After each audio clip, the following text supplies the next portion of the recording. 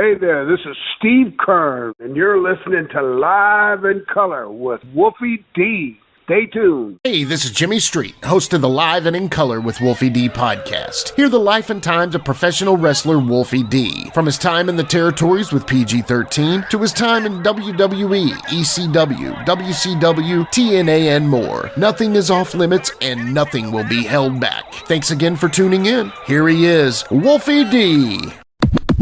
Ladies and gentlemen, welcome once again to Live and in Color with Wolfie D. Of course, I'm Wolfie D, and I got my co-host Jimmy Street. And this episode is going to be such an honor for me, man. This is my childhood on the phone with me right now. In all the, 30 plus years I've been in the business, I never was around this guy. And I hate that because, like I said, growing up watching Memphis wrestling, the fabulous ones were my shit.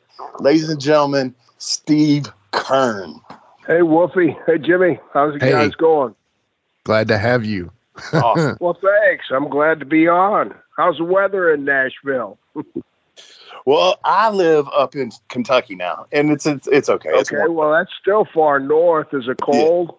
Yeah. It's warming up for spring. You know what I mean? It's not for chilly. Man, Florida, where the weather is awesome here in Florida. I bet.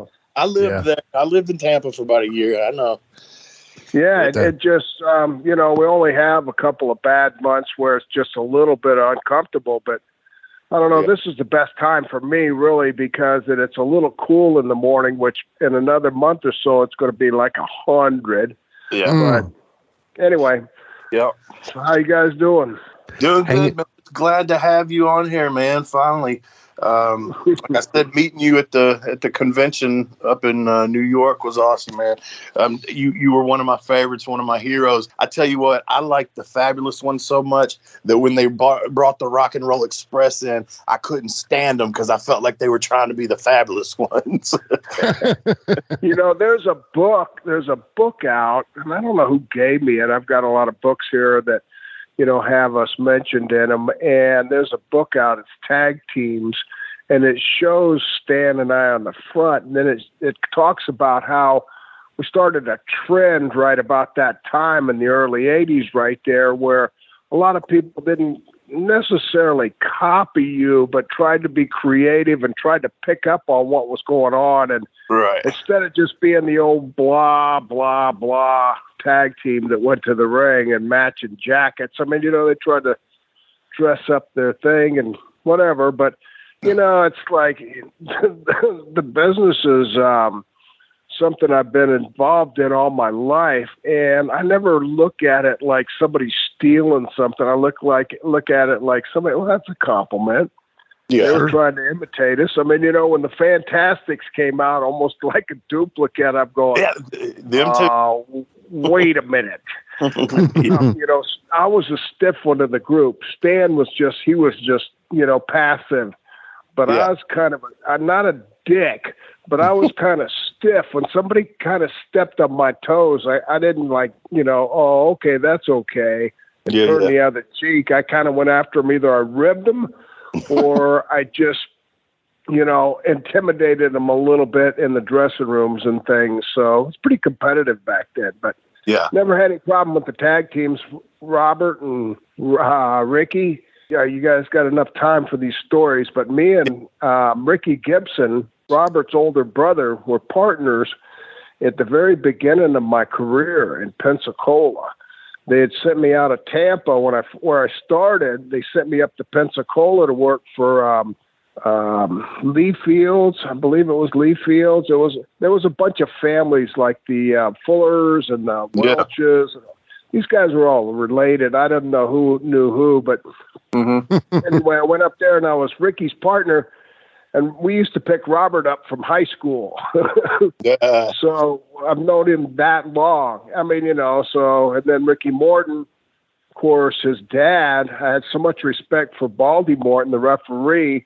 Yeah, I mean, most guys in the business, especially now, and the reason I know it is because that I help deal and train with these guys that are all on top in WWE right now. Those are my students. But here's the deal. Most guys don't have any respect for referees. They're not involved like they used to be. in my era, a referee was a key figure in a wrestling match. I mean, I can't tell you how many times I looked at the referee and said, "Hey, man, I forgot the finish. Can you tell me where it starts?" And, of course, the referee had an idea. But not only that, a lot of referees were ex-wrestlers. I mean, Frank Morrell right there in Tennessee, Frank Morrell was a hell of a hand. He was a great wrestler, and he, kind of got older to the point where he was a referee. Yeah. So, he was an asset. But nowadays, even when I was an agent for Vince in WWE and was running matches on Raw and SmackDown and then pay-per-views and the Europe tours, it was like, okay, no involvement with referees. And I'm going, man, we're leaving so much on the table. Yeah. I mean, how many people worry about the heat? Oh, well, the ref's got all the heat. Who cares? I don't care. It's entertainment. I'm going to entertain the shit out of him. If me and the referee get in an argument, he pushes me on my ass. Yeah. I mean, it's the idea. It's for the audience, and they get part into it where the referee can't see something, and they're like, so upset. And that's the emotional distraction you put in your match that gets them involved to the point where they're no longer critiquing, oh, that sucks, oh, that's fake, or oh, they're going, I'm going to kill the damn ref when we leave. I'm going after the ref. It's like anything you can pull off of the wall and incorporate, that was the way it used to have to be. Yeah. And simple reason is you were in the same cities 52 times a year. Right. Weekly.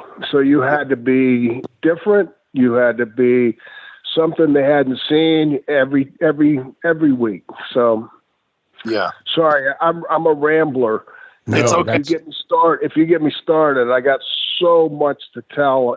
And all the time I was in the business. So you just pick a spot and drop me in. Yeah, love it how because ironically, I just had, I guess 3-4 weeks ago, Jimmy, we had Jerry Calhoun come on. And, hearing a referee's perspective, especially one like Jerry Calhoun, was very cool to have him on, man. And he was talking kind of the same thing you're saying. And hell, Frank was my referee when I came into Memphis. He was the referee, and Frank hated me at first. Frank, I can't tell you how many times he counted me out when that wasn't the finish. He pinned me when it wasn't the finish. And I was 19 years old. He slapped me in the fucking face right in the middle of the ring. I'm a heel. I'm trying to get his attention. It's like a 6-man, Jeff Jarrett, Danny Davis, somebody else, me, Jamie, and somebody on our side. But I'm trying to distract Frank. And Frank hated getting heat on him. He hated that shit. That motherfucker smacked me right in the face. I said, God damn.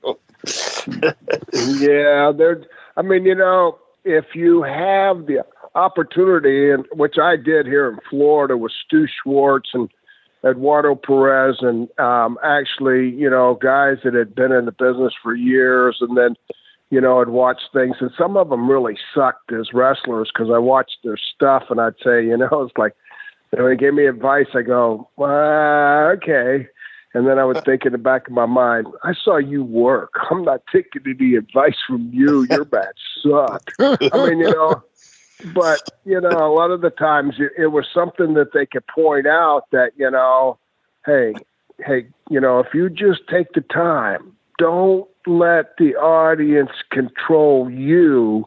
Mm-hmm. You're the guy with the hand on the volume. You turn it up or you turn it down. Don't let them. And there was a time period, and I don't know if you were around then, but every once in a while you'd find these towns, and mostly when I think ended up like in the WWF or early 90s, but it was a guy going around going, boring. Yeah. And it sounded like the same son of a bitch, no matter if I was in New York or if it was in Dallas or LA or whatever. I'm going, this guy's following everybody, right? And I'd work with guys like Don Morocco, and Don Morocco sit up and he'd go, okay, watch this. And he'd go sit up in the corner and cross his legs, and and he goes like, okay, let's wait till this guy shuts up or somebody shuts him up in the audience, and then we'll go on with it. But, it's you can't let the audience control you, because then it's not entertaining for them. It's not, something they're turned on by. It's like, man, I can make this guy, watch this. I can make this guy get excited and start hollering. So anyway. Yeah. So let's talk. I had Bushwhacker Luke on too not too long ago. So obviously in that conversation comes up all the matches that you had with him and Fabulous Ones versus the Sheep Herders, yada yada. Would you say that's I don't want to say your best feud, like you liked it the most, or do you think that was probably because y'all worked at each other all over the place, different companies, right? And we did. And we switched. We switched sides. I mean, when they came to Florida, and later on, Stan and I tried to come out as heels in Daytona at Battle of the Belts, and it's like it worked, but the people didn't really. The whackers had already gotten to that like first gear stage where they did stuff slow. They did stuff. Like hitting the ropes. I'd look at Butch hitting the ropes and I'm going, fuck, are you coming back or what? I mean, it's like I'm looking at my watch and I'm going 1001, 1002. Where the hell is he? I mean, and it was like hard to retard yourself. It was kind of like still 10, 15 years younger than these two guys. And in my youth, I challenged everything. I mean, I really wanted people to feel that they're on the borderline of reality and entertainment. Mm-hmm. In other words, something he's doing in there is real. And the other side of it is okay, well, I understand the strutting and the entertainment side, but this guy's bringing something different. And it was actually just Florida style. Yeah. And from Florida to Georgia, same style. Carolinas, which I worked, and Tiger Conway Jr. was my partner. It was still the same style. Working against Ole and Gene Anderson was stiff-ass matches, but, hard-ass matches, So I was pretty seasoned by the time I was in Tennessee. I was a pretty seasoned guy with a lot of experience from Florida with Mike Graham, Jimmy Garvin, Bobby Backlund. I mean, Stan Hansen was my first tag team partner. I mean, all the way back in 1972. So the thing about bringing it to that area is when I was always told that if you ever go to Tennessee, you'll never get over Lawler and Dundee. Yeah, and it was like to me, what?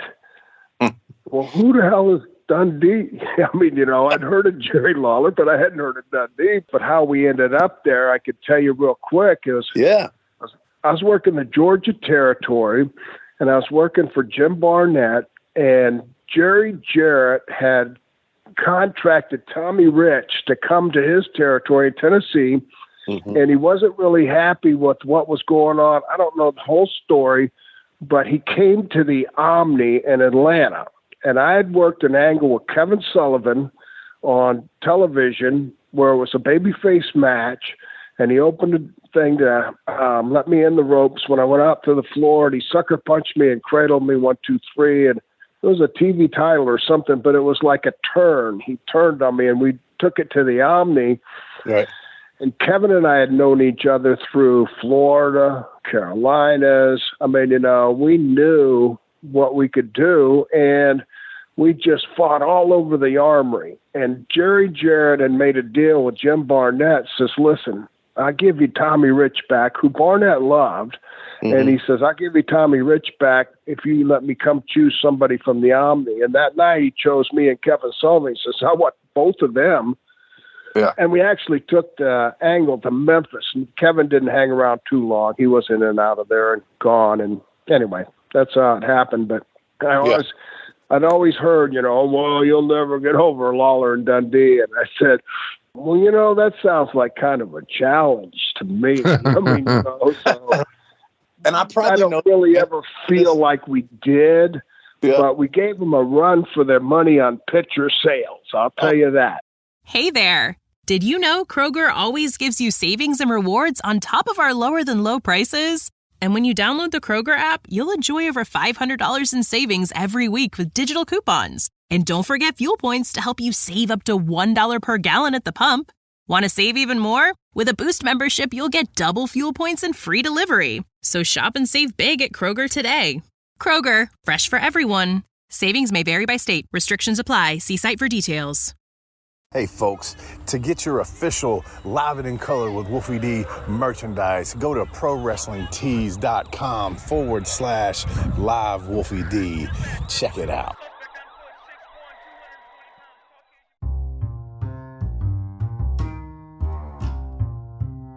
If you're listening to Live and in Color with Wolfie D on Apple Podcast and like what you're hearing, go ahead and leave a 5-star rating. And while you're at it, write a review. Tell us what you liked. Tell us what you'd like to hear in the future. It's very important to us and always appreciated. Thanks again. Dude, I remember being at the Nashville Fairgrounds as a kid when, you guys, I came one night when you guys wrestled the Road Warriors there, because that was my other shit, was the Road Warriors. And oh my God, the Fabulous Ones and the Road Warriors. Oh my God. That's what I said. Sounds like me. I go, I love the Road Warriors. And this was when we were over there working for Jarrett. And I go, I love the Road Warriors. I love the Road Warriors. I don't want to work with them, but I love them. And then somebody came up with the bright idea to bring them to Memphis, which was, the beginning of a long run with Hawk and Animal, and even carried it to AWA, carried it to Puerto Rico, ended up going into some serious, money drawing in Chicago and places like when we were working with them up there. But it was almost like a game to me every night. And who's going to be the smartest, me or them? And actually double crossed them twice, once in Minneapolis, and I double crossed them in Puerto Rico. And oh my God, I had to leave the country in Puerto Rico because Hawk wanted to beat me up. And in Minneapolis, they had invited all their friends from the gyms there. They weren't really from Chicago. They were from Minneapolis, and all their buddies from Minneapolis showed up, and now they work with the Fabulous Ones, these two gay-looking guys from, with all this shit on and everything. And they're the badasses, and we go out there and then outsmart them. And then, oh my God. I mean, the first night was a nightmare. When Hawk came to the ring and he goes, "Fuck Vern Gagne, we're not doing the finish," and I'm not really focused at the very beginning of one of those kind of matches, so I'm bouncing around looking at everybody and kind of sizing everything up, and I go, "What?" And he thought I meant like what, like a smart ass what?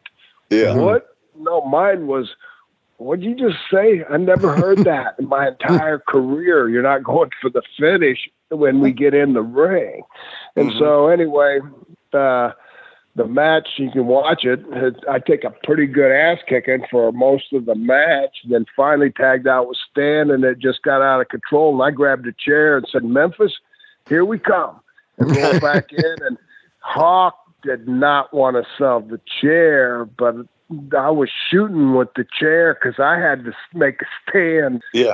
All right, gang. Wolfie just came to me with this idea. We actually will watch this match that Steve just talked to you about. This is a Road Warriors versus Fabulous Ones match. It's October 21st, 1984. It's on YouTube. You guys know how we do our watch-alongs. The links are in the notes. Wolfie, speak on this for a second here. Yeah, I think I might have seen this before, but after Steve told it, I really wanted to go back and research it, and I looked at it, and I was like, "Yeah, this is great, man. Let's." And so I called you and I said, "Hey, let's, even though Steve is, hung up or whatever, we've already recorded this, right? I think I can, from what he's told us and my experience, I think I can tell the story here. And if the fans watch it, this is awesome. If you really think about what Steve just told us, yeah. So let me do the countdown here. 3, 2, 1, go. All right. So here come the Road Warriors. And, we've talked about this 100 times on the show of how much I love the Road Warriors. I don't know if they'd have loved me back then. What I've learned in the business is guys like them, man, Lawler, Dundee, all these guys that were so over, people say they were dicks, man, but I think they were just doing their thing. But as they get older, they're more chill and stuff like that. And so that's why I got along with Hawk and Animal. I met them in their later days and loved them to death. I met Stan in I guess the late 90s. I did something down at a casino in, I think it was Baton Rouge or something like that. I met him there and he was really cool. And then I met Steve just about 6 months ago at a convention up in New York. And he, obviously was very cool. I told him, my history of loving him and Stan back in Memphis. And then the Road Warriors, we all know, are my favorite tag team. So this was like awesome. And then when Steve told this story, and I had actually heard this story before, but I looked this match up and now here it is. So we're going to walk through this. And as Steve said at the beginning, somewhere, and it's got to be at this point right here, somewhere where they're jabbing with each other right here, that Hawk says he's not doing the finish. And that could have been it right there. You saw him shake his head. Yeah. But then there's a point here where Stan just lights into him. Yeah, this. It's got to be it. It's got to be it. Yeah. And, I mean, dude, I love this. There's so much not give and take right here. Stan tried to block about 4 punches till Animal finally gave him one. And then it's just going wild. You can tell they don't really, and man, Steve has talked about his punches and how stiff he was. Those are stiff punches. Look, and he blocks a fucking snapmare. Nobody blocks a snapmare. And then this was kind of weird to me because as I watched it, they were like, no disqualification on that. And I know back in the day, over the top was a disqualification. So I don't know if that was a fuck up or the ref was supposed to not see it or whatever, but that's pure strength right there. Also, Animal picking up Stan and lifting him over his head, man. That's not easy to do. So this is I know people love the shoulder pad Road Warriors, but I love this Road Warriors right here. Oh, me too. Yeah. The collars, the chaps. I mean, dude, that's the road. And there he's just telling Paul, look, he's like, I ain't doing it. Yeah. They must be talking about something right there. Or he's either saying, calm the fuck down, man, and do this fucking. Like, he might be. I've heard stories, man, and I don't know if I would have gotten along with them back then, if they'd even like me, but thank God I met them when I did, and they were both so very cool to me. This seems like a little bit of a botch to me, and I think that's just Animal and fuck. I feel bad even saying this, but Animal being green. But this was 1984. They hadn't been a team for fucking under 4 years, and I think what was supposed to happen right there was I'll go to slam you, pose. And then Steve turned it into the next lockup, which Steve helped him just then, but that was straight up Animal pressing. What did Steve tell us he was? 230, 240? Oh, yeah. Yeah. I'm not give a fuck. That's hard to do because that's not a weight bar. That's a person, and it's hard to do that way. Who bends at different spots, Yeah. Whether they like it or not. Look, let me show you Steve's. God, can we pause real quick? Can we pause? Yeah. Let's pause real quick. All right. Yeah. I'm at they're fixing a double suplex him, but right before that, if you will notice, and you will notice what Steve was saying to us about Hawk was going to beat me up. So you've seen Hawk reach into Animal and go tag me, and Steve's veteran mentality blocked that. I don't know if you saw that. I did see that. He walked and put his back to Hawk where Animal couldn't get to him. So he was like, nope. That's not happening. Mike was clearly the more volatile of the two, obviously. Absolutely. Right? Yeah. Hawk. I feel bad calling him Mike. I didn't know him like you, but. So I didn't even call him Mike. I called him Hawk, man. That's right, Hawk. Right. Yeah, that's Hawk. Yeah. So you ready to go back in? Yeah. All right. 3, 2, 1, go. All right, double suplex, body slam sort of deal, drop kick. All right, let's all square off and see what's happening here. Yeah. Yeah. Nobody, I mean, for the whole thing, it looks like nobody wants to sell for anybody. And obviously, if Hawk said he's not doing the finish, they, as Steve said, they're like, what the fuck? Never heard that ever. All right. So let's see what we're going to do here. Imagine being the ref in this, too, Yeah. He's like, do I even have control? If he was even smart to it. Right. He could. Yeah. All right. Tie up. Look, all right, that's a shoot right there. Stan went for a headlock. Hawk went behind, but Stan, and then, very cool. Hawk, does the shit sell. They were I promise you, that was a fucking, like, total shoot right there. I want the move. Nope, I want the move. And, here that's the way it used to be, man. Give and take. But if somebody didn't want to give, and they were they weren't going to give. Yeah. Big Hawk slam or fish punch. He's still selling. He's working right now. He's working. Yeah. Mad right now. Nobody's mad right now. Yeah, he's calmed down a bit. Mm-hmm. I mean, you can hate somebody and work with them, right? Because that's your job, man. Right. Everybody goes to work and hates somebody they work with, don't they? Oh, totally. Every day. And see, that right there, I saw that and I was like, is that another throw of the top rope that Steve was like, if I do this is, disqualification. So he ran into it, took it with his throat. I don't know. That was weird to me. So what you're saying is Hawk's not doing the finish, so he's doing this as a finish. I guess. Yeah. All right. One of the first tag team moves you learn right there. And like I said, man, love these guys, but you can just tell they're still green, man, and doing stuff like that. But great against these guys. And fuck, man, don't nobody take that out of context. Never seen. And here's another funny thing. Here comes an ad. But I watch myself and I watch guys too, like in their early days. They have moves that they used to do, but they never did them in their prime and stuff. Because that was like me. I would watch my stuff and I'd go, I didn't really like the way that looked. So I'm taking that out of my repertoire. And I think Animal probably just did that right there. Because, I mean, it looked good, but I just never seen Animal do that. And then in a little bit, you're going to see Hawk do one. And I never seen him do that. He does like a little shuffle with his feet and then gives a knee or whatever. But anyway. We're back here. So heads into the turnbuckle. You can tell they're working now because Hawk would be pushing it all the way down, wouldn't he? He wouldn't be letting go. Stan and Steve are both tougher. There it is. There's a little shuffle knee lift that I've never seen Hawk do ever.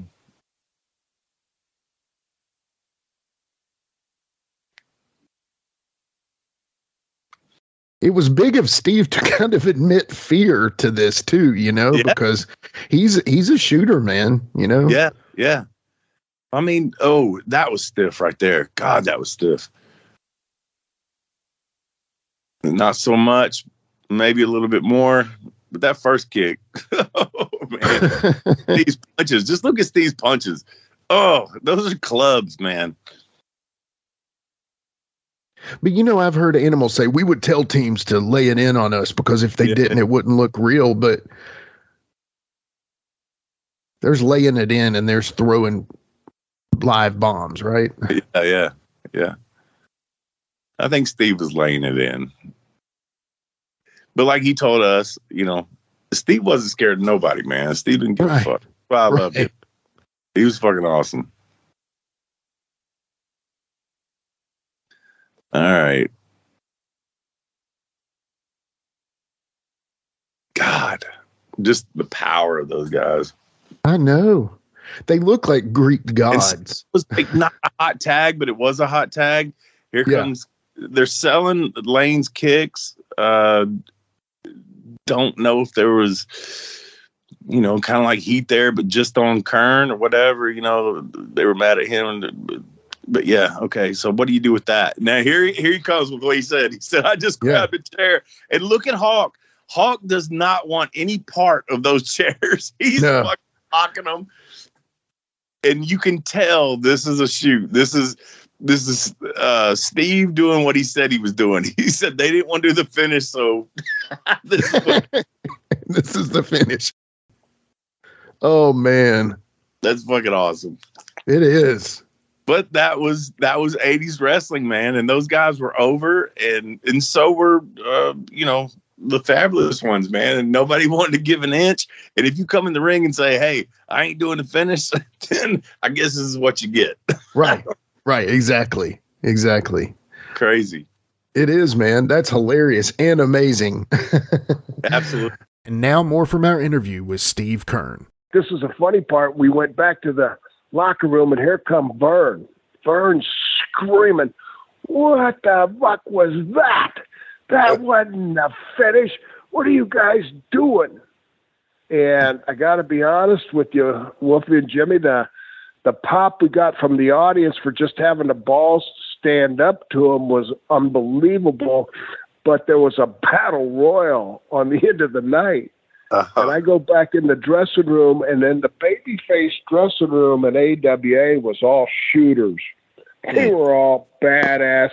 I mean, Brad Reingens, he was in the Olympics. I mean, Billy Robinson, Kurt Henning's dad, Larry the Axe Henning. And when we came in, they gave us a standing ovation for the match because they saw what happened on the monitors.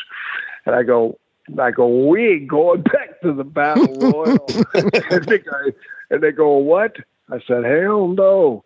Hawk's going to want to beat me up out there, and he can do it, and I'm not going. I'm smart enough to stay right here. And Larry Axe said to me, he goes, kid, just come with me and watch what happens. And I really didn't want to go because I didn't know if he was ribbing me or if it was going to be something good. Right. So I get in there, and it was like Larry Axe was my dad. I was like, I'm with my dad. Forget Stan. He's not tough. This is my guy here, So when we got in, when the Warriors came and they come in, Brad Reingens hooks one of them, and Larry Axe and all these guys are stretching him and pushing him around, and they're going, don't fuck with the Fabs.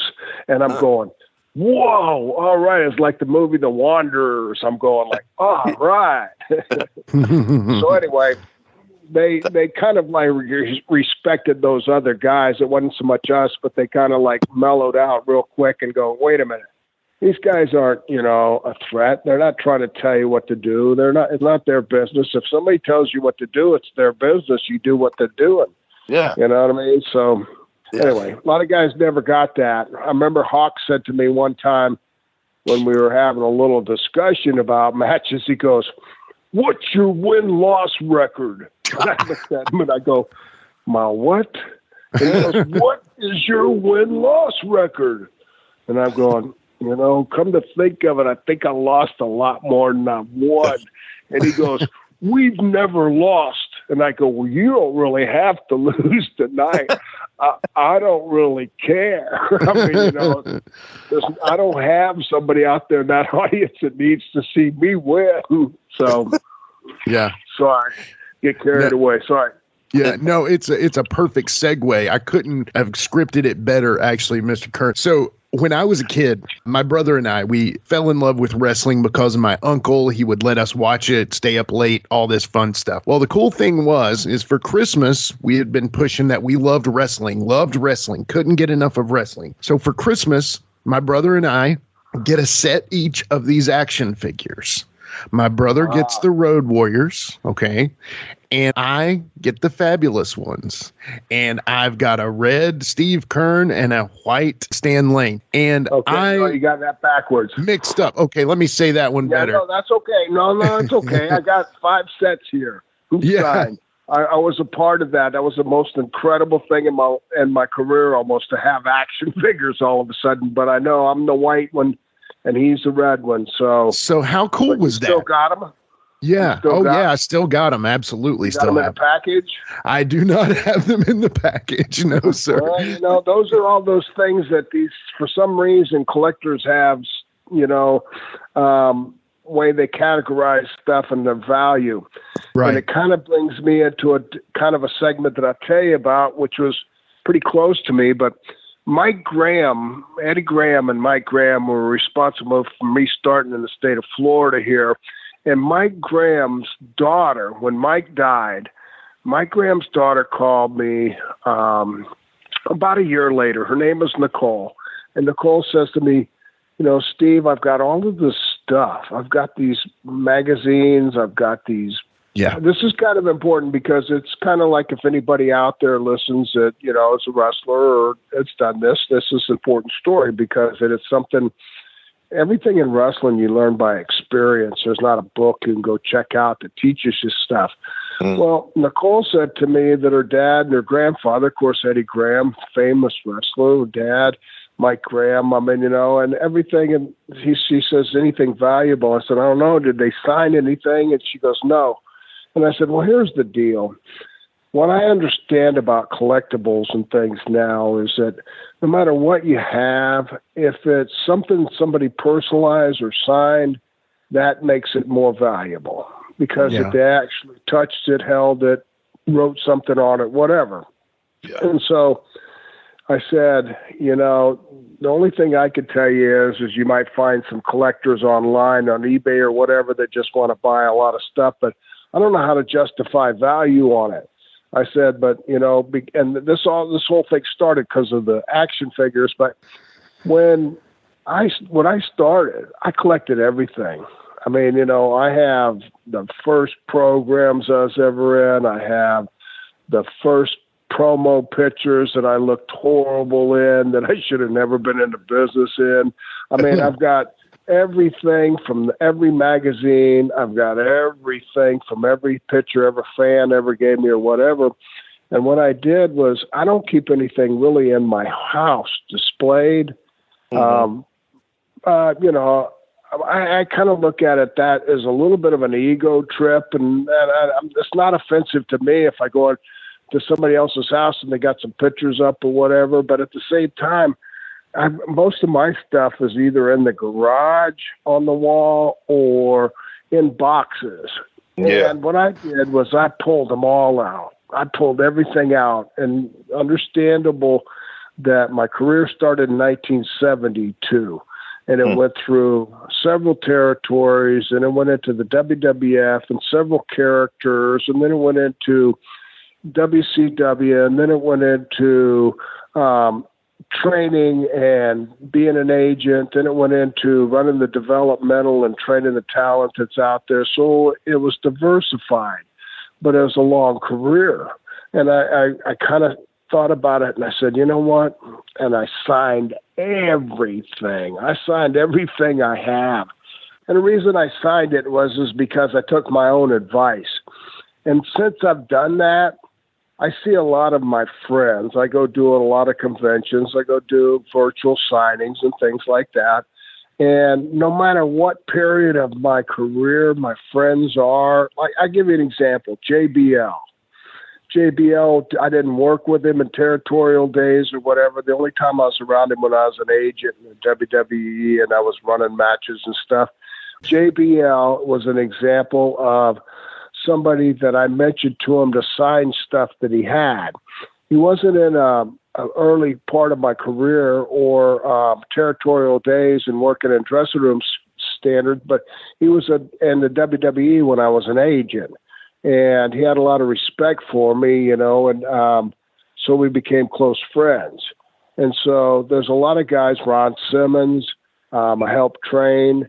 I mean, giving you a list of guys that are close friends of mine that I've seen on some autograph things, and I've suggested to them to sign their own stuff.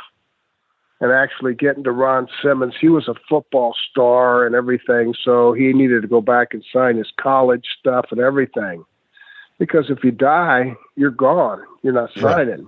You know what I mean? So it was important that I passed on the thing that I learned by giving advice. I took it as my own advice. And And I started passing it on, and I had friends look at me like puppies, turning their head sideways and going, that makes a lot of sense.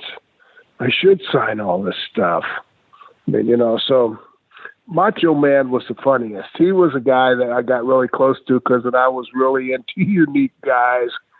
And he would be the guy that would have said, hey, you signed all your pictures? No. Better sign them. Why? I said, they're going to be more valuable. I'll be dead.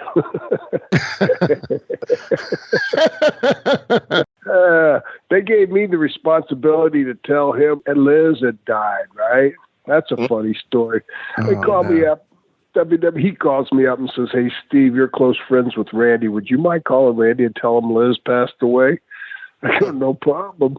I pick up the phone and I call him. I say, hey, Randy. He goes, what? I said, Liz died. He goes, Liz who? Oh my God. Oh my God. He was a funny guy. My son had in his third grade class here in Tampa, he had that, I don't know if you ever had that where you went to school, but it had bring your dad to school day or career day. Sure. My son says to me, he says, Dad, will you come to school and give a talk on careers? And I was Skinner. And I go, sure. So I went to a third grade, 30 kids in elementary school, my kid's third grade class, and Randy wanted to go. And Randy Randy had his full costume. I mean, he was going to WrestleMania, and he had this whole outfit on. I had a Skinner outfit on, but we were standing in front of my son's third grade class, and Randy was the baby face and I was the heel, and I'm going like, this is the one job you don't want to grow up to be. And I said, can you imagine that guy is the good guy and I'm the bad guy? And they're just looking at me and Randy like unbelievable. What a sport he was. Anyway. Awesome. I tell you, Randy was one of my favorites growing up, and like one of the people that made me want to be a wrestler. And the funny story is the first time I ever met him, he came into Memphis and we were doing a show. It was on a Friday night at Ole Miss. And after the show, me and Jamie Dundee go to this little dive bar, man. There's hardly nobody in there except Randy. And just out of respect, we didn't, back then it was different. You don't walk up to somebody, then you didn't, hey, man, take a picture with me, all that kind of shit, And so we gave his respect and his space, and we sat on the far other side of the bar, and he called us over there. And so that was like an honor, and he said, hey guys, I watched your shit. I was like, really? Thank you. He said, it's good. And so then he goes, the only thing is you need to get a little bit bigger, because we were small back then. And like, hell, I was 19, Jamie was 20, 21 something. And Jamie's never been big. And so he was being serious. So he goes, so you want to know how to get really big? And me and Jamie are sitting there like, this big epiphany, what we've never thought of before, what we've never heard is fixing to come out of Randy Savage's mouth. And he just looks at us, he goes, smoke a lot of pot. That was the big advice. That's funny because he was probably trying to feed you to say, yeah, we do, and we got some, and we'll share it with you right now. Yeah. He was like kind of like a guy that was really, because he was so obviously who he was kind of guy that was scared to do anything around anybody. Right. So smoking pot was never a big deal to me. So I just, it's like, of course, when I was doing Skinner, myself and Randy and IRS used to ride together, Mike Rotundo, and we shared a room. And it was the funniest thing to all the guys in the dressing room. And here's three guys that can afford to get their own room and can afford to do this, or like kids, on a night, on spend the night, because when we share rooms, it was the funniest thing. We told a story in the dressing room when Randy went around, but we'd say every night we'd flip for the room for the beds. There was always 2 double beds, and we'd always flip, and Randy would always win. Well, Randy would win the frickin' box mattress still on the frame, and whoever lost got the regular mattress on the floor, which was really better. Randy would be so excited because, what a good. He's there. We go, yeah, you sure did. Anyway, I can remember when him and Liz were going through a divorce, and me and Mike Rotunda would be laying in bed, and Randy would be talking to Liz, and he'd be going, the phone would just be ringing, and he'd go, answer machine. Hey, Liz, it's me, Randy. And me and Mike go, you don't think she knows your voice? It's like, it's me, Randy. And then he goes, after the divorce, we're going to be friends. And we're going, yeah, you're going to be friends, all right. When she starts taking half of your stuff, you're not going to be friends. Yeah. Anyway, we're brutal on it, but he got over it. I mean, life is a roller coaster. And it goes up and it goes down. And you got to be able to be strong enough to handle it when it goes down. The easy part's on top, except for kicking those people off of you that are trying to take your spot, climbing that ladder. But the other part is going down. And, it's like, okay, how do you handle that? Yeah. Let's take a quick time out and get a word from one of my dope-ass sponsors, and we'll be right back with more Live and in Color with Wolfie D.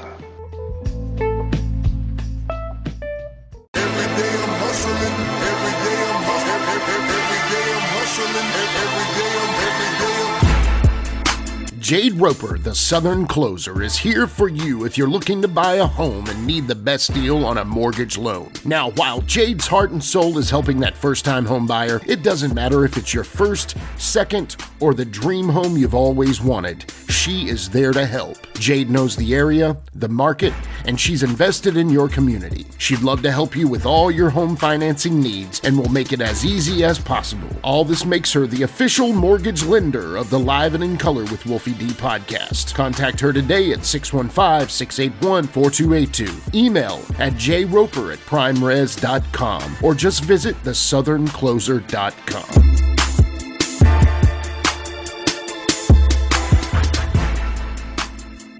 NMLS 1794506. Licensed in Alabama, Florida, Georgia, Kentucky, and Tennessee. Powered by PRMI, NMLS 3094. PRMI is an equal housing lender.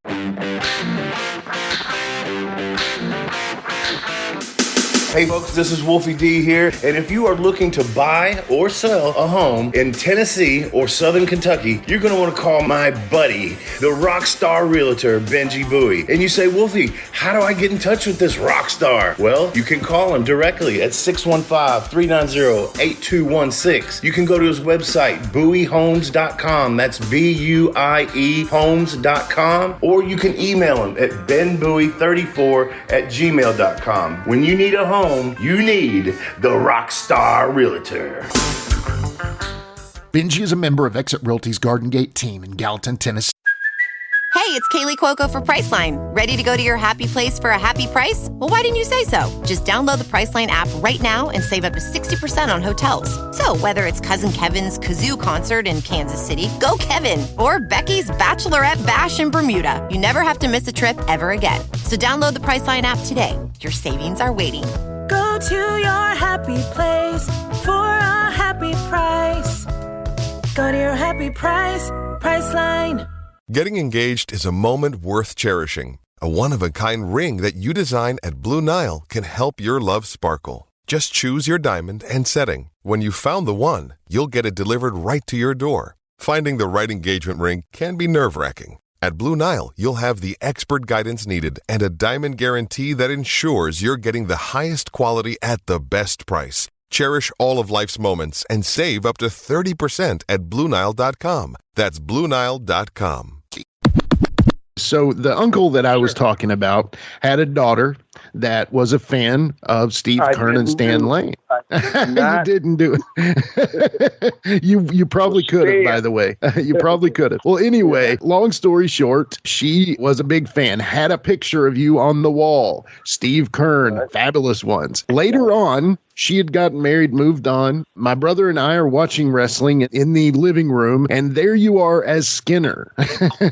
You're walking out, and I didn't really know it at the time, but I wish that I would have known. You know, obviously I wasn't a smart wrestling fan, as they say these days, but I would have loved to have pointed out to her that that was the heartthrob that was on her wall. So how did you go from heartthrob to Everglade Gator wrestling? Well, it's because that wrestling shouldn't be ego based. Sure. I don't know if that makes a lot of sense, but it's money based. You're trying to figure out how to maximize your income, not your persona to be. Sure. Okay, do I want to be Fabio, or do I mind being out of the movie Deliverance? Okay. Right. What's going to be the most promising from my career? You don't know that. It's all guesswork. And it's never in your control. It's never in your control. I always tell people that, because I got people today said, you lost a lot of matches when you were Skinner. And I go, well, you think I was in control of that? Right. I say, first of all, if I'd have been in control, I'd have never lost a match my whole career. But that's not what the business is about. The business is about give and take. And when it came to, I had killed 15 alligators in the first harvest in the state of Florida in '88. And that was pretty impressive, but I set a record for 10 over 12 feet long. Wow. And when Vince was doing these characters, Jimmy Hart was actually up there managing Hogan, and Jimmy saw me here in Tampa and said, "Why aren't you doing anything?" And I said, "Well, I haven't done anything with, outside of tag teams in a while, and I'm kind of getting older. I'm 40, and I don't know, And he goes, "Why don't you come to WWF?" And I said, "Well, nobody's really beating down my door. I mean, it's being honest. Nobody's calling me." Yeah. So next week, Vince calls me, "Hey, I want you to come up here." I go up there, and I have to come up with a creative idea for something. And I think in the back of my mind, well, I killed all these alligators, man. I got these alligator skulls. I've got hides. I've got teeth. I've got paws. I'd kind of gone a different route. I'd backed off of wrestling a little bit and was experimenting with things in the state of Florida that I really enjoyed that I hadn't had time to do. And one of them was this. And so before that, it was shark fishing. I thought I was Quinn in the movie Jaws for a while. But anyway, I got it. I got the alligator parts, and I go to Vince, and I lay them all out. Vince knew who I was. I'd come up to Madison Square Garden several times out of the state of Florida, long before I went to Tennessee as Fabulous Ones, as Steve Keirn wrestled in the Gardens. Me and Dusty, they'd fly us up. And so I worked for his dad. And I met Vince when he was just an announcer, and he wasn't even allowed in the dressing room. And so anyway, I go in there, and I lay all this stuff out. And I still got that Fabulous One look. And when he's standing, he's looking at me, and he's going, "So what do you think?" And I said, "I don't know." I said, "I don't know, man. I'm a little confused because my whole career I've been a wrestler. I mean, it's cut and dry. I'm in a set of tights, long, short, no matter what, wrestling boots, and I'm a wrestler. But now, you guys, there's not a whole lot of people in the dressing room that are wrestlers. You got Big Boss Man, you got Repo Man, you got, everybody's a character. Right. So the transition from action figures and all of those things were kind of like, it made sense to me, but the New York style and everything never really fit me because it was like, it's kind of, I don't know how to say it without it, hurting anybody's feelings, but it wasn't my style of wrestling. It was a little slower. The ring was 20 feet wide instead of 18 by 18. The freaking ropes were ropes instead of cable that would really rebound you. Yeah. So when I said all of these things, he looks at me and he goes, this was the best line ever. And it was Pat Patterson, who's known homosexual. And he says to me, you go both ways? And, you're talking to a guy been in the business 20 years, and he's smart pretty much to everything, but he's looking at, this is an opportunity to make money or what? Yeah. And then when he said, you go both ways, I looked at him and Pat and I said, yeah, I'm either a heel or a baby face. And it kind of shut it down to conversation, and that's probably all they meant. But, several times I heard the same story out of other guys. Al Perez got so offended he quit. But, did he? Yeah. Oh, yeah. He said, man, he asked me if I'll go both ways. I said, Al, worker. So I just said, yeah, I go both ways. And they kind of laughed it off and said, okay, we'll go home for a month. Get your hair back to the natural color brown. He said, let your beard grow. See how long you can get your beard in a month, and then come back and we'll have an idea. And so when I came back after a month, it was awesome. I mean, in my career, sometimes you didn't get paid that much. I was getting paid more to sit home than I had gotten paid in a lot of territories. Right. So I was sitting home working out. And anyway, called me back up there, and they had all this stuff and had a couple sketches. And one sketch had Skinner with a sailor cap on, like they put on Tugboat, which was a joke because I had him as a big steel man, an iron worker, and they put him into a tugboat gimmick. Anyway, but they had me with the stupid sailor cap like Gilligan turned down, and I looked at Vince and I said, I'm not doing this guy. And then he showed me the one with the straw hat, kind of like, and I said, this is okay.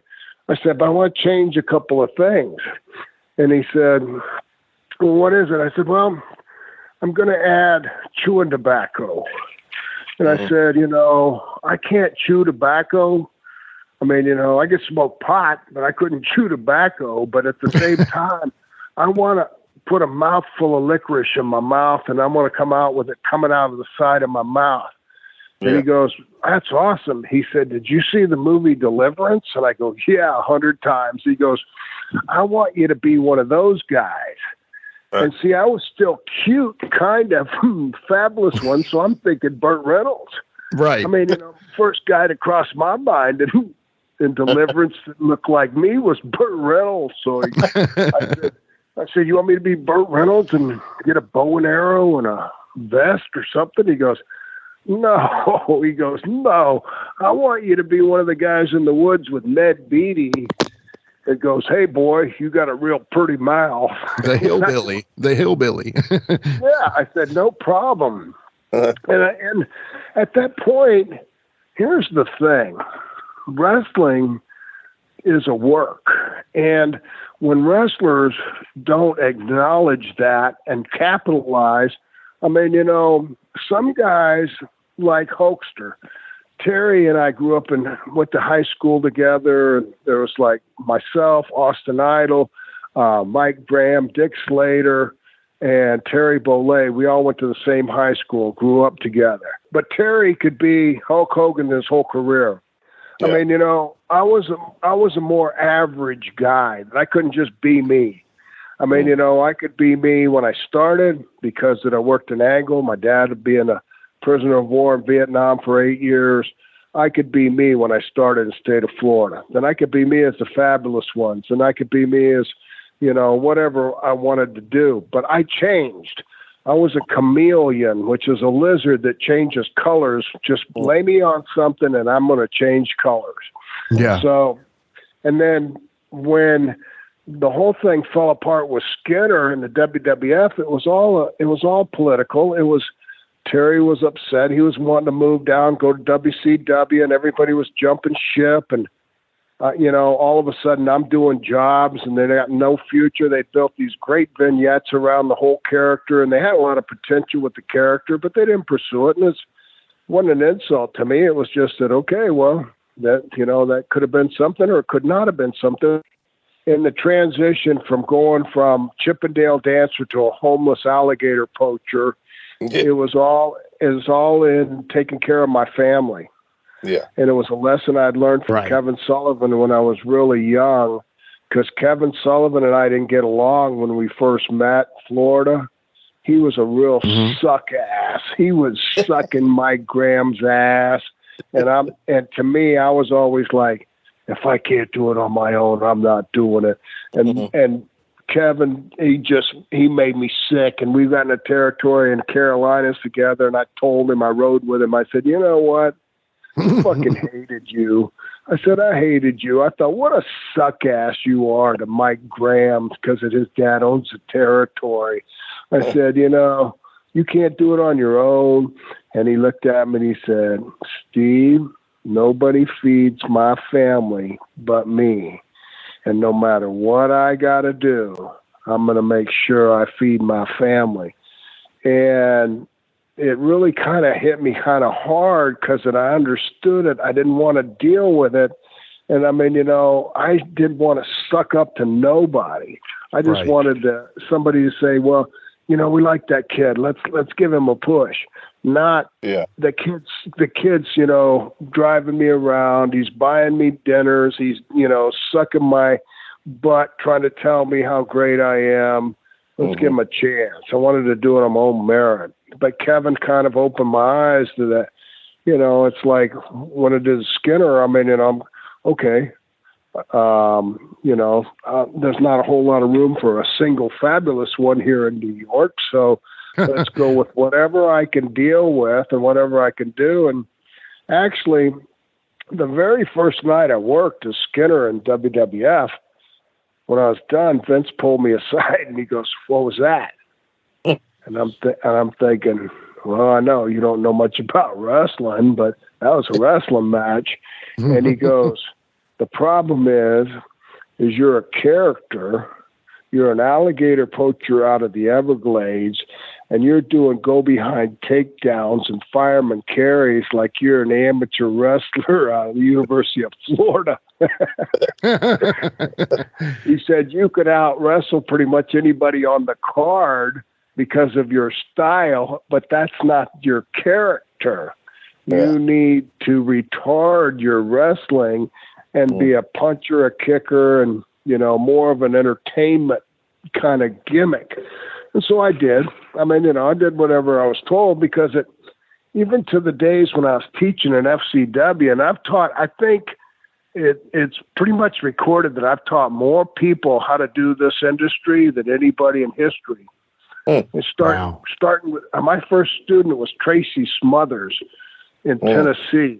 When I decided in the early 80s that I wasn't going to be a wrestler all my life, what could I do after this? I just said, I'm going to learn how to teach people. And so he was one. And then when I hit the 90s, I had Diamond Dallas Page, Mike Awesome. I had Dennis Knight.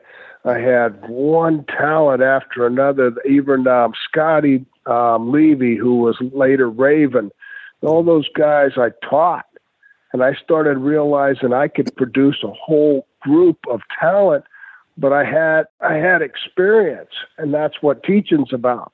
What do you know? How experienced are you, and how versatile are you to do big, little, whatever kind of wrestling matches? Did you, because as I said from the beginning, Fabulous Ones were my childhood. And I got to be honest with you, when I saw it, and obviously I know now, but then I was just like, when I saw you Skinner, I was like, no.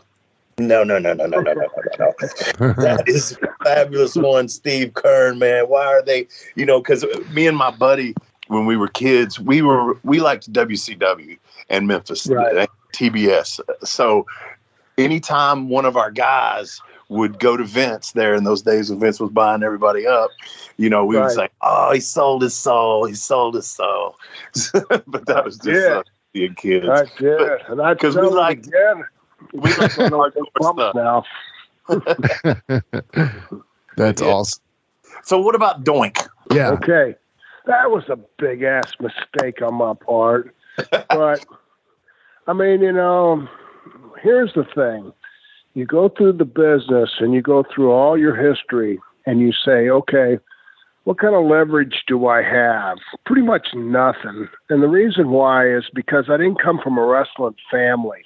I didn't have peers in the wrestling business, and I was surrounded by that pretty much my whole regionalized career, including when I got to Tennessee and, Jeff got involved. And I mean, it didn't matter where I went. There was always a son. When I went to AWA, Vern Gagne's son, Greg Gagne.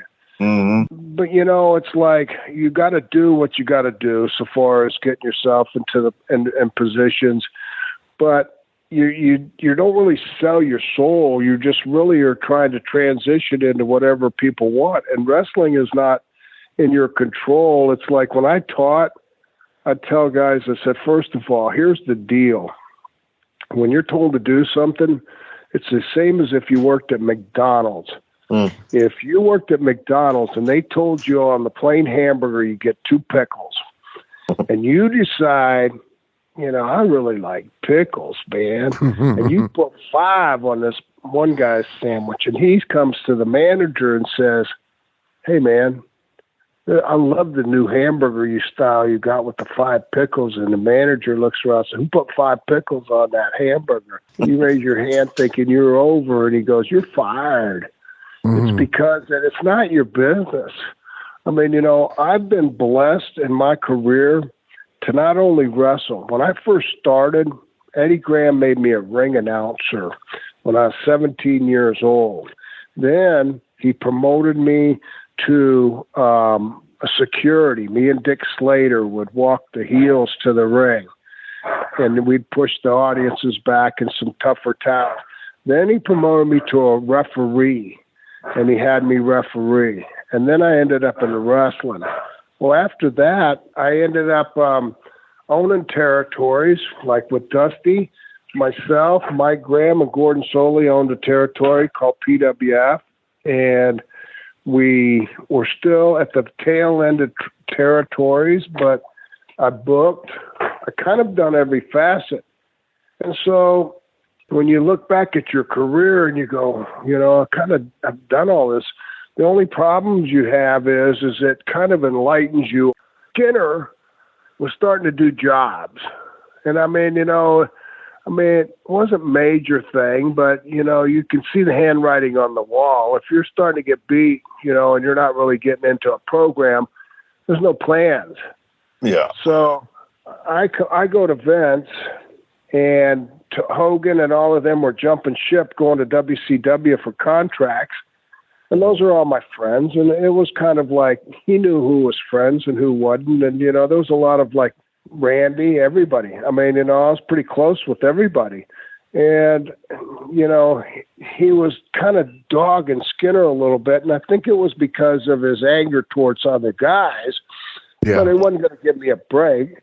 And so I tried to outsmart him and say, hey, I got this idea. And he looked at me. And I'd given him some ideas in the past. And he kind of was waiting to hear what it was. I said, what if I was to shave off my beard and get painted up like Doink? Me and Matt are the same size. And we have the same style wrestling. I can duplicate what Matt does in the ring. He's left-handed, I'm right-handed, but we're almost identical in size. If I was to be painted and go under the ring a couple hours before WrestleMania, so nobody saw me, and at the right time, I came out, and there's 2 Doinks, identical. I said, wouldn't that be kind of a cool idea? And Vince looked at me like I had 3 eyeballs, and he goes, yeah, well, I'll put that in my computer. And that was a couple of weeks before WrestleMania. And then the night before WrestleMania, I was in Las Vegas at Caesar's Palace. I didn't have a match, but you still had to go to the WrestleManias. And so I was with my family, and he calls me and he says, can you come up and talk to me for a few minutes? I got an idea. So, of course, the boss, I go up there and he goes, I liked your idea. And I'm thinking, which idea did you like? I've given you a bunch. And he goes, I like the idea of you hiding under the ring and being the second doink. And he said, because we've opened up Europe, you could go wrestle in Europe. Matt could wrestle in the United States. We'd have doink in each areas.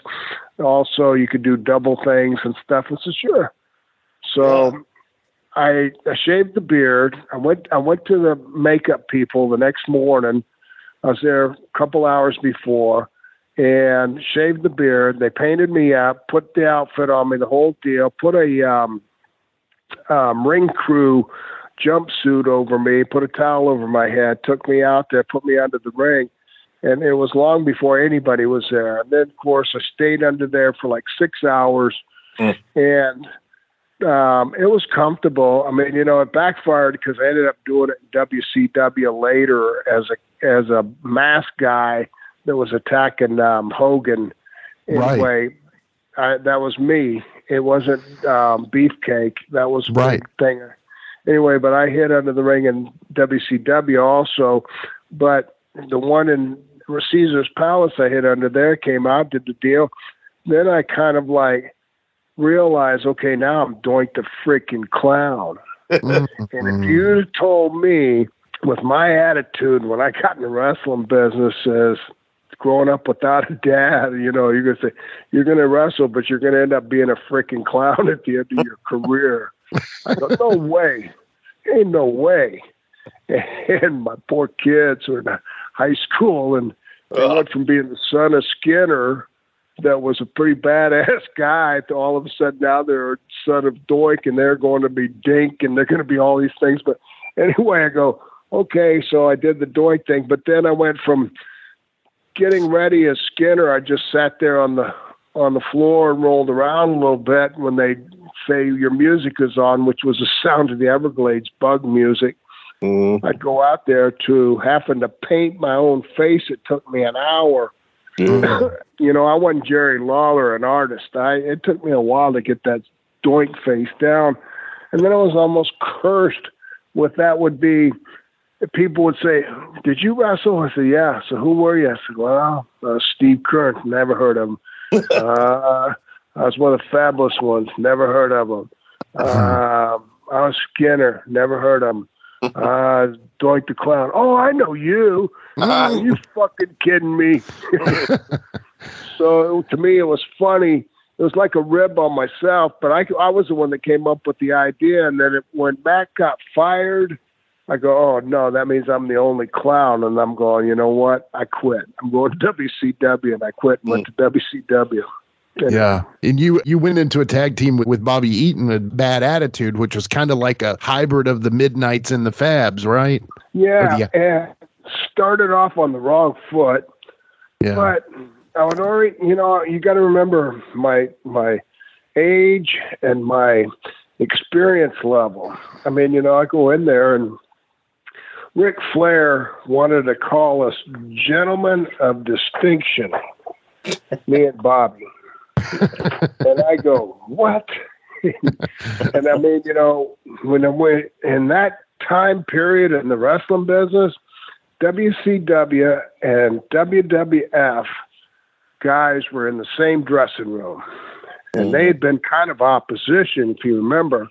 Right. So you got Arn, you've got Bobby Eaton, you got Paul Orndorff, you got so many guys over here sitting on this side. Then over on this side of the dressing room, you got the Nasty Boys, you got Macho Man, you got Hulkster. And when I walk in the dressing room, I've been through all of them.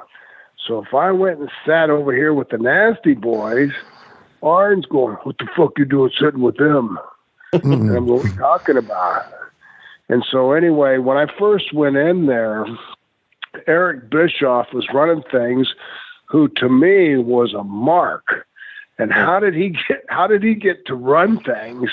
I mean, but at the same time, you have to kind of like work the workers. And I mean, I just couldn't hide my resentment to a guy that was cocky and arrogant and wanting to run the business that had been a mark. Right. And we had some confrontations, not like verbal confrontations, but we had some times where, when I first went in there, nobody knew about this, but they depicted me. They wanted me to be Jake the Snake. They wanted me to get a big-ass snake, and they wanted me to come out, and I had a whole camouflage outfit, and I came out, and they had me buy a albino python. I bought an 11.5-foot albino python, and I didn't know dick about snakes. And now I got to keep it at my house.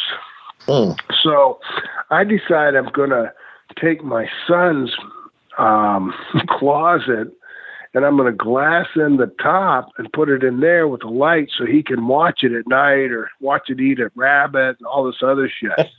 Well, that didn't really work out good, like a lot of things in my life. So the first time it ate a rabbit, it took him like 2 hours to eat it and squeezed it, and the rabbit ended up pissing it all the way down his wall into his shoes and everything. So his whole room smelled like snake piss and rabbit piss. And so anyway, I took the snake several times, and we were filming in Universal at the time, and they just couldn't figure out how to utilize the character. So that's when they put me with Bobby. And they had beat Bobby like a drum. I mean, you know, Bobby was one of the greatest workers in the wrestling business. Oh, yeah. And I have the right to say that because I experienced and I worked with so many people. I'm like Kevin Bacon, movies. I'm Kevin Bacon of the wrestling business. I worked from one end of the territories in every country and everything that you could possibly do, but was never a threat. So, but Bobby was just such a great worker. People overlooked him because they never really gave him the opportunities he should have. But by the time they put him with me, he was already dead from being beat in Atlanta.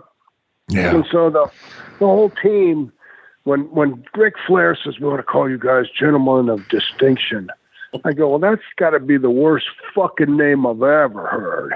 And I could talk to Ric Flair like that because I'd known him for so many years and even wrestled him when he was NWA champion and stuff like that in Florida. But, I mean, you know, it was a very political place, that WCW, and I just didn't fit in. And what really hurt my feelings the most about all of that is the dressing room. There was no more fun. Yeah. I mean, you know, I came with electric cans that would shock you when you'd pick them up. I mean, I brought every rib in the world to those dressing rooms, but it just didn't work. I mean, guys it was like the North and the South. It was like the Confederates and the Yankees fighting in there. Yeah. And it just, you know, I lost my interest in it and kind of that was when I faded. I faded right out. Yeah. Yeah. Man, Steve, obviously we could go on for hours and hours. I could talking to you and just thinking of stuff, man. But, you know, we're kind of getting close to the edge of time. Do you have, where are you going to be? How can people get a hold of your social media, et cetera? Well, here's my story on social media. All right. I went on Facebook a little over a year ago, and I didn't want to come on too strong as Steve Keirn and put wrestling picture up of me instead of so I put a profile up of me and no background, just Steve Keirn, and I had a picture of me holding a speckled trout I had caught because I like to fish. Mm-hmm. Anyway, so as a short time went on, and then the whole thing was the reason I even went on Facebook is I've got 5 grandchildren, and my son lives a mile one way with 2 grandchildren. My daughter lives 2 miles the other way with 3 grandchildren. So I'm blessed, man. I've got, matter of fact, I watch my 3-year-old grandson now, and I'm teaching him Carney and everything. I mean, you know, he's the last of the survivors. But anyway, I wasn't seeing all the pictures and all the things that they were posting. So when my wife Terry would say, hey, you know, you should see these pictures Heidi just posted of the kids that doing this, I go, let me see them. I said, give me those pictures. And she goes, I can't give you those pictures. Got to be on Facebook. So I got on Facebook. So here I am. One of the things that I believe in is a simple rule: treat people the way you want to be treated. Yeah. Kindness and humbleness. Nobody's better than anybody else, and you should all understand that, whatever's happened in your life, whether it's a blessing or whatever, you should always treat people with kindness. So I don't get this friend thing, the friend request. Right. So I'm accepted friends from anybody. And I'm inundated. Every morning I get up and I'm going, oh, wow, man, look at this. I got all these people want to be my friend. And I'm going, well, they know so-and-so. Oh, this one knows Jimmy. Oh, this one knows Paul Lauren. Yeah, sure. Oh, so I'm accepting friendships, right? Getting bigger and bigger, and the numbers are getting bigger. And I have no motivation. It's not a monetary thing that I'm working with here. It's just I'm social media buzz now, right? So I'm going, okay, every day I'm checking my Facebook, and then I get now all these requests are to join groups. Yeah. And of course, the Memphis group and Lance Russell or any of that era. Of course, I want to join that. I've got pictures people never have seen. I've got stories they've never heard that, encompass those territories. I mean, like Wolfie, I could tell you things for hours that you never heard, that what happened in the Tennessee territories and, really what was going on. And I mean, even the competition with the pitchers and me and Stan putting our count for how many pitchers we sold on Lawler's dressing room floor just so he'd look at it, just rubbing it in. I mean, I was kind of like, I got to really be in a heavy ribber in that territory. I had Kurt Hennig arrested for statutory rape getting off the airplane in Memphis. I mean, so the whole thing evolved around all of these different things. And, it's just, you got to compound it into a thing that, what a fantastic opportunity you had. But I could tell you stuff for hours, but I know, maybe another time. Yeah, yes, exactly. Please come back. And so much for doing that for me. Like I said, man, Fabulous Ones were my childhood, and to have you on has completely been an honor. Thank you so much, Steve. Really appreciate it. Sorry about that. I wish you all the luck in the world. Thank you. Thank you very much. So much, man. Thank you, bud. Take care. All right. Anytime. God bless. See you. You too. And that's taking us into current affairs. DJ, hit the music. It's a current affair. It's a current affair. Love it in color. It's a current affair. Love it in color. All right, we're back with current affairs. How cool was that show with Steve Keirn, Wolfie? How amazing is Steve Keirn? Oh, how awesome is he, man? I mean, one of my favorites as a kid. And, man, like after the show, me and him talked for like 3 hours on the phone. That's amazing. I'm jealous. I'm so jealous. But anyway, on to the current affairs. So with that being said, the first current affair recently, are you familiar with the actor Freddie Prinze Jr.? I have seen that. What does he play on? I know what you're leading into. It's something about him doing wrestling. Yeah, he was in Scooby-Doo or something. Okay, all right. He played, I think, Fred in Scooby-Doo, but he's been in some other stuff. But the main thing is he turned in to a WWE writer. Like, he was apparently very popular with Dusty, but once he got into the wrestling life, he realized the acting world is so much easier because it's not 24/7 for acting, Anyway, he stepped aside as a writer, and he's now got his own podcast. The long and short of it is he has announced that he is opening a new promotion, okay? So here's the details on it. All right. He's looking for a 2-hour show. He wants reality-based storylines.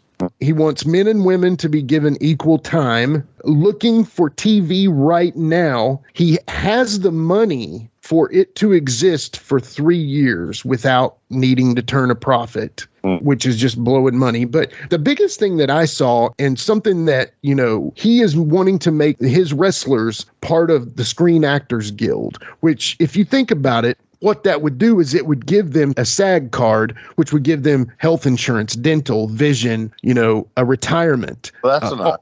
Yeah. So, but I mean, think about it, dude. You were on TV. you should be part of the SAG. There's so many wrestlers that should be part of SAG just because you're a part of that. But I guess part of wrestling was they never wanted to admit as being actors or anything like that. But tell me what you think about this, man, the possibility. I mean, that's cool, man. I mean, you're telling me more than I've heard on that. I mean, I kind of seen it on Facebook or whatever that he was doing this. And honestly, you kind of explained it to me. I don't really know who he is. I know he's an actor, but what's his relationship with wrestling? Why would he want to start this? He wrote for WWE for a couple years, and apparently Dusty really liked him. So, yeah. I mean, if he's for the boys, I mean, which kind of sounds like what you were saying. I mean, I'm all for it. Yeah. I mean, more places to work, you know. I know there was a time that it was WWE or nothing. So, you know, that's all pretty cool. I say more power to him. Unfortunately, we've seen so many promotions come and go, right? That have, you know, I think of Smoky Mountain Wrestling with Jim Cornette, you know. I've said this before, man. It's just hard to compete with. I mean, the WWE is what the modern person just knows as pro wrestling. Right. They're not watching AW. I promise. They're not. I mean, the diehard fans are, but the you know, just regular fans or whatever of, hey, I just turned it on this channel and here's WWE. Yeah, that's what they're doing, man. So it's just hard to. Yeah. I mean, you look at. I mean, right now you got how many companies have tried to top or even compete with NFL. Right. Doesn't happen.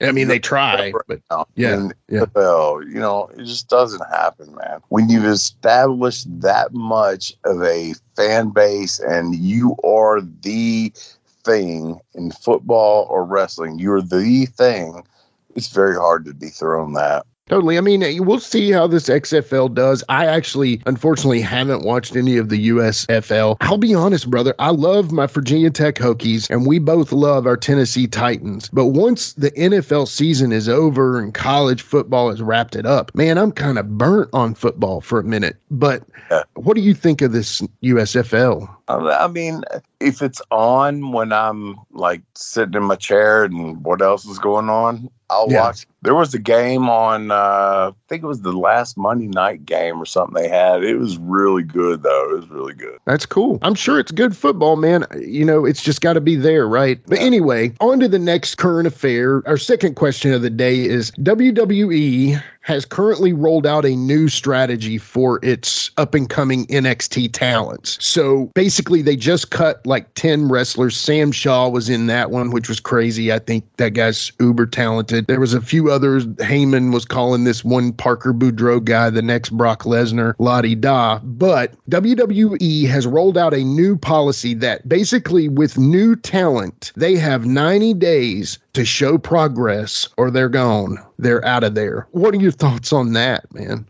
That just depends on who's judging your talent. Yeah. You know, I mean, right. It's still, wrestling business is still, you know who you're below kind of thing. Right. I don't mean that like for real, but I'm just saying it's just like that. So if they like you. If they don't, they don't. So you're saying that even though they have this policy, there's still going to be that element of that. I mean, absolutely. Yeah. I mean, that's just part of the entire history of the business, correct? They like you or they don't. Business, man. It's not just wrestling. It's the entertainment business. Right. That's a great point. I just was really surprised, but this kind of is a part of this question as well. Basically, Vince has actually put on paper now, and this has already kind of been in place, but that no wrestler will use their real name or the name they were famous for on the indies. So, you know, like let's just say in your case, when you were up there, you were Wolfie D, they would have changed it to Charles Johnson or whatever, something else, you know. It would have been something horribly lame, you know. Like, what are your thoughts on that? Is that just something they're doing so they own everything, basically? Pretty much, yeah. I guess that's what it is, man. But they didn't, so yeah. I hate that too, though, man, because that's bad for the guys, man. Just Right. good work for him, then you can't use your name or whatever. Yeah. Yeah. I mean, so let's just say you would have had the call up when you were the Cerebus gimmick. Let's just say you would work that Cerebus gimmick up to literally the point that they were saying, okay, you were a tag team guy for us. We want you now as this single star. You cannot be Cerebus. Even though that character is amazing, you now have to be Van Clifton or whatever lame name they came up with. At that time, obviously, you're going to take that offer, but it just sucks that they've taken the steam out of everything you've done to build yourself to that character, to that role, you know? Yeah, but that's what they do, man. Yeah, it's like that.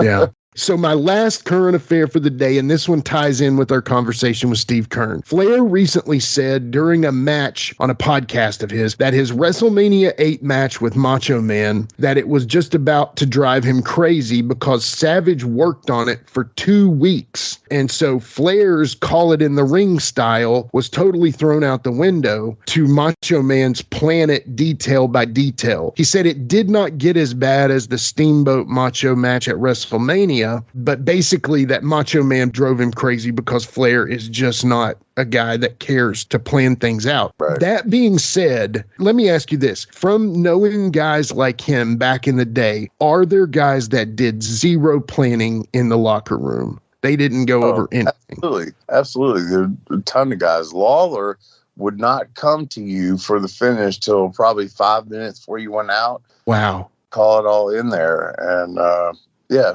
plenty of guys. But I'm okay with either one. Give me a little shit, or don't give me a little shit. Just be sure you can do it when we go out there. It's just funny to me because Macho Man gets crapped on for planning so much, but every one of those matches are amazing, you know? So his matches, good. You know, Steamboat said that they had 3 pages of paper front and back with all the parts of that match. Yeah. And he kind of said it in a way that was like, oh my gosh, Randy, what are we doing here? But honestly, that's considered one of the greatest matches of all time, is it not? Oh, absolutely. I love that match, man. I mean, it's an amazing match. So it's kind of hard to question that method when every outcome is amazing. So, yeah. Anyway. Randy, good, man. Randy was good. So was Steamboat, and you got 2 people that are good, and chemistry too, as you've said a million times. Well, that pretty much wraps it up for current affairs. You know, Wolfie, I can't say enough. You got a Steve Keirn, man. I don't know what's next, but that interview with him was literally, I personally think, the best interview we've ever done. And here's the other thing about him. This show, if you are a wrestling fan, even if you never even saw a PG-13 match, this show is a wrestling fans podcast right now. This show with the Steve Keirn interview, I mean, we've had Tommy Dreamer, Blue Meanie, Dean Hill, now Steve Keirn. These 4, I mean, honestly, we have Spellbinder next week. Keep on listening to us. Keep on supporting us any way you can. Pro Wrestling Tees, Wolfie's Pictures. Take us out, brother. So with that being said, folks, we want to thank you once again for turning in to Live and in Color with Wolfie D and Jimmy Street. And it has been my honor to be with Steve Keirn today. Thank you, folks, and tune in next week.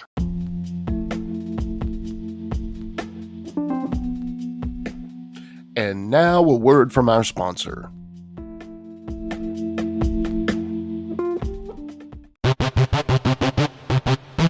Ladies and gentlemen, welcome to Give Me Back My Pro Wrestling, the podcast that's based on the old school but can still help you find the good stuff from today.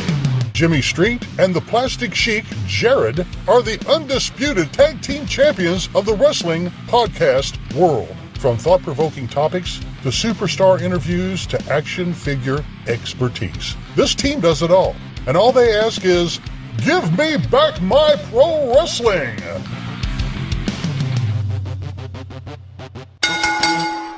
Every other Thursday, wherever you listen to podcasts. This is The Big Picture, Michael Jablonski. Don't forget to tune in every week to Jablonski's Pissed Off on the Give Me Back My Pro Wrestling YouTube channel. The sport He's gonna tell you all about it. He doesn't care what you think. You're gonna hear all about it. Mike Jablonski. He's so pissed off. Mike Jablonski. He's so pissed off. Mike Jablonski. He's so pissed off. He's pissed off. If you're a fan of rock and music, I'd really appreciate it if you took a moment to check out my podcast. It's called the Decibel Geek Podcast. We've been doing it for about 10 years now. We talk about Kiss. We talk about Ozzy. We talk about Motley Crue and Guns N' Roses and Metallica. We talk about all the legends from the 60s and on, up to brand new bands that you should be hearing about today that you're not going to hear on the radio.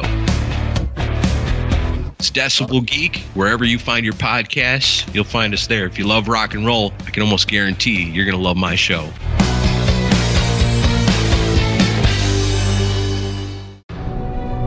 In a world that has been completely divided for so long, two movie fans have decided to unite for the people and the betterment of mankind. One, an action movie buff. The other, a horror movie fanatic. Together, they will try to bridge the gap of both genres into one podcast with their battle cry, "Give me back my action and horror movies." Listen along as Charlie and Nate alternate each week talking about action and horror movies they cherish, mostly from the VHS era. Also, including some modern examples that felt like the movies they grew up with by answering the battle cry, "Give me back my action and horror movies." Available wherever you listen to podcasts. Look them up on Facebook and Instagram. If you're a pro wrestling fan, there's something for everyone at the Cheap Heat TV Podcast Network. From the Pro Wrestling Discussion Show, Cheap Heat TV Live, to the interview show, the Jackson Interaction Podcast with the king of all wrestling media, Gene Jackson, to the silliness of the Whitey Jenkins Show, and the brand new Zip, Xander's Irresistible Podcast with Charles Anders. You can check them all out and much more over at cheapheattvlive.com.